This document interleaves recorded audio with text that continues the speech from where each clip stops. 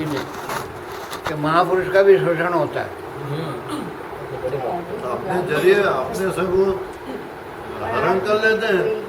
ऐसा समझा मतलब भक्तों के माध्यम से संसार है? भाई आपको जो कहा आपने किया नहीं और आपने उल्टा किया, अपने मतलब से किया, अपने स्वार्थ में किया।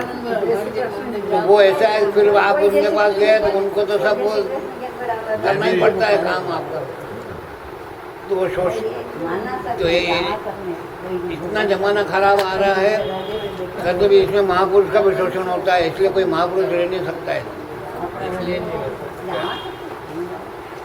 यानी उस स्टैंडर्ड का जो बाप जी का जो स्टैंडर्ड का महापुरुष रह नहीं सकता। तो बाप जी तो अकेले ही, आपने पहले ही बोला कि परमात्मा बाप जी तो ये अकेले ही थे।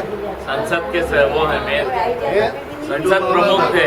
हाँ, बाप जी ने कहा ना कि भाई तुम्हारी जो सभा होती है वैसी हमारी भी सभाएं होती है और उसमें अपने को सब वीटो पावर है,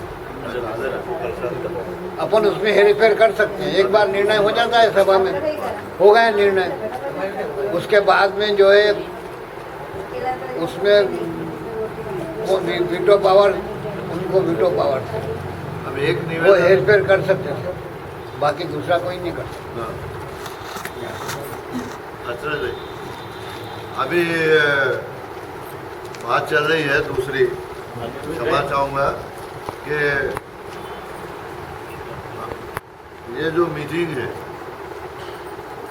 अपन संडे करते हैं तो इसमें अनिल भाई से और रूपल भाई से सब लोगों से बात हुई है। इनका कहना था कि महीने में 2 बार रखें और शनिवार सेकंड सैटरडे और थर्ड सैटरडे इसलिए पसंद किया गया कि दुकानों की भी छुट्टी रहती है और ऑफिस की भी छुट्टी रहती है। तो एक तो ये जनरल चर्चा हुई है। तो आप सब लोग सहमत हो तो अगले महीने से सेकंड सैटरडे और थर्ड थर्ड सैटरडे छुट्टी रहती है दुकान की भी और सबकी। और संडे को क्या होता है कि हाट और दुकान वाले आ नहीं सकते, तो ये सैटरडे के दिन दुकानों की भी छुट्टी रहती है। शनिवार ठीक रहेगा, सारे लोगों के लिए अनुकूल रहेगा। बढ़िया। और क्या, टाइम यही और सब फिक्स हो जाए तो किसी को कहने की भी जरूरत नहीं। टाइम यही है और चार्ट वो 2 ही बार लगेगा चार्ट। और ये एक तो ये नई बात हुई है। दूसरा ये जो सत्संग चल रहा है इसमें खास तौर से हम लोग क्या सुनना चाहते हैं, युवा पीढ़ी किस चीज़ की ज़रूरत युवा पीढ़ी को और बुजुर्गों का क्या मन देने का है, क्या सुनाना चाहिए इसमें।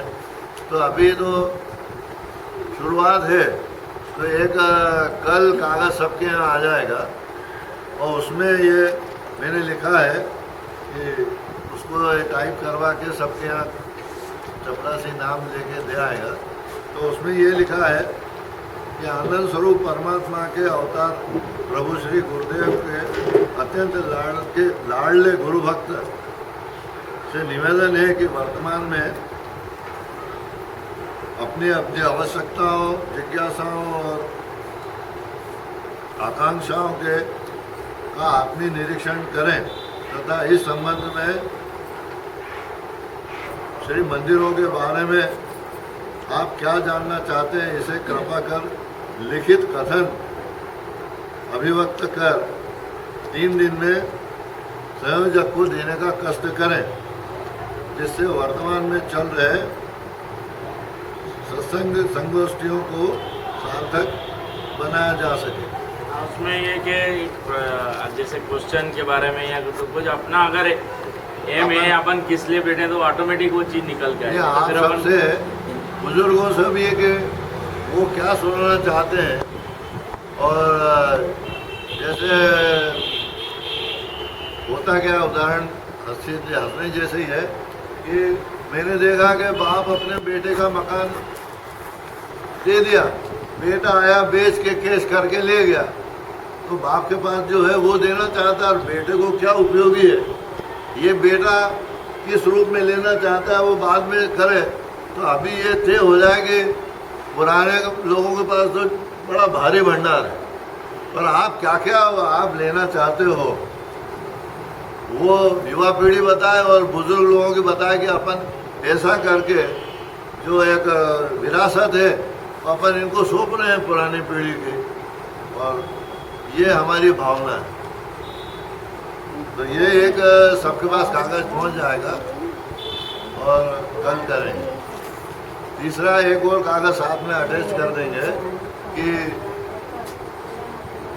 अपने मंदिरों के बारे में, भविष्य की योजनाओं के बारे में 40 साल पुरानी बातें तो हम सुनते ही आ रहे हैं। आगामी 25-30 साल 40 साल आगे का भविष्य देख के कि मंदिर कैसा होगा, कितने लोग आएंगे, क्या व्यवस्थाएं अपने को बढ़ाना पड़ेगी, तो जो आगे की योजना बना के अभी नई पीढ़ी का क्या सोच है, क्या समझ है, क्या उनकी कल्पना है, और प्रभु यहाँ बना रहे तो उद्देश्य क्या है,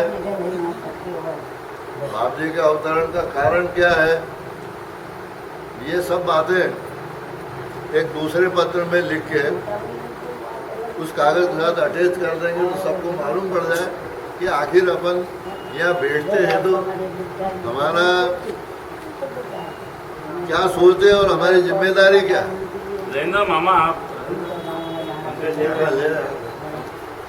ये बातें हैं। तो आप सब लोग आए इसलिए धन्यवाद, और आचार्य भाई और भाभी को विशेष रूप से तकलीफ दी हमने।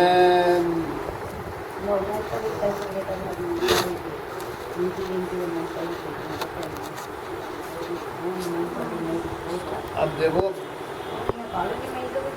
एक बंगाल में थे महापुरुष, बाबू ने बताया 3 थे उस समय। एक बंगाल में थे जो सन्यासी थे, हिमालय हैं, उन्होंने शरीर छोड़ दिया था उसमें, जो बाबू ने बताया उसमें। और एक मैं बैठा हूँ, और एक हिमालय में है, इनकी लाइन अलग है, यानी योग लाइन है उनकी, योग लाइन। उससे अपने को वो संबंध नहीं हो सकता है, मतलब नहीं। तो ये आज पृथ्वी के ऊपर उस स्तर का कोई महापुरुष नहीं है अभी। क्या बाप जी के स्तर का, बाप जी कहते थे ना, कहते भाई हूँ तो गर्भ श्रीमंत है, गर्भ श्रीमंत। हाँ, मेरे को बताया था उन्होंने, अख्तर भाई हूँ तो गर्भ श्रीमंत है। बड़े बाप जी को तो और भी तपस्या करना पड़ी पावागढ़ में जाकर के।